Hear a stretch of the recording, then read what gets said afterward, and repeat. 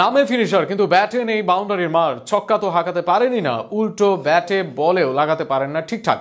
একাদশে ফিরে জাকেরের বেহাল দশা। অপরদিকে আগের দিন অধিনায়কের সমালোচনা শুনে আবারও সেই পথে পা বাড়ালেন শামীম হোসেন।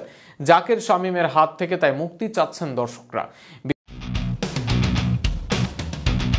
জাকের আলী অনিক মিডল অর্ডারে লম্বা লম্বা ছক্কা মারাই ছিল যার পরিচায়ক, বাংলাদেশ দলের ভবিষ্যৎ। কিন্তু শুরু থেকেই তাকে নিয়ে সমালোচনা ছিল একটা। One dimensional cricketer Zaker. মাঠে অফসাইড বলে যে একটা দিক আছে সেটা সম্ভবত জানাই নেই তার যত শট, যত কারিশমা সব এক লেগ সাইডে।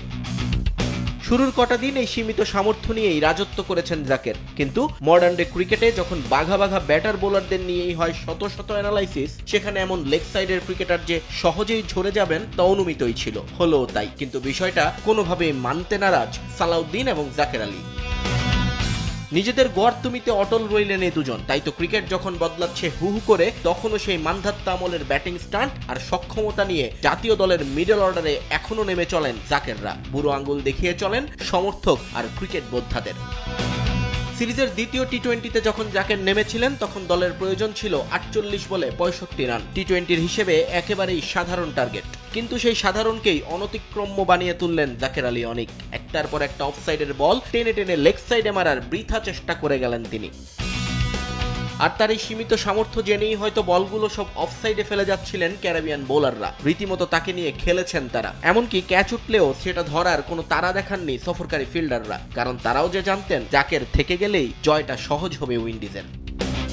13তম ওভারে 2 বল খেলে ডট দেন একটা, এরপর 14তম ওভারে 5 বল খেলে রান নেন 1 আর ডট বাকি 4 বল। 15তম ওভারে এসে প্রথম বাউন্ডারি, সেটাও ভাগ্য গুণে। এরপর যে কয়টা বল খেলেছেন রান করেছেন 12, ডট দিয়েছেন 5টা। 18 বলে রান 17। এ সময়টায় ডাগ আউটে বসে শীর্ষের এমন দুর্দান্ত ব্যাটিং দেখেছেন সালাউদ্দিন, আর মনে মনে হয়তো গর্ব করেছেন নিজের এই আবিষ্কার নিয়ে, যার হাত ধরে এখন পেছন দিকে হাঁটছে বাংলাদেশের ক্রিকেট।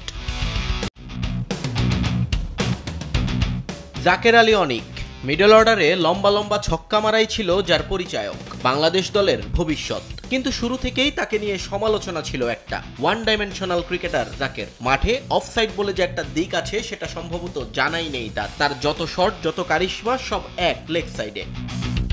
শুরুর কটা দিন এই সীমিত সামর্থ্য নিয়েই রাজত্ব করেছেন জাকের। কিন্তু মডার্ন ডে ক্রিকেটে যখন বাঘা বাঘা ব্যাটার বোলারদের নিয়েই হয় শত শত অ্যানালাইসিস, সেখানে এমন লেগ সাইডের ক্রিকেটার যে সহজেই ঝরে যাবেন তা অনুমিতই ছিল। হলো তাই, কিন্তু বিষয়টা কোনোভাবেই মানতে নারাজ সালাউদ্দিন এবং জাকের আলী। নিজেদের গড়তুমিতে অটল রইলেন এই দুজন। তাই তো ক্রিকেট যখন বদলাচ্ছে হু হু করে, তখনও সেই মানধাত্তা আমলের ব্যাটিং স্টান্ট আর সক্ষমতা নিয়ে জাতীয় দলের মিডল অর্ডারে এখনো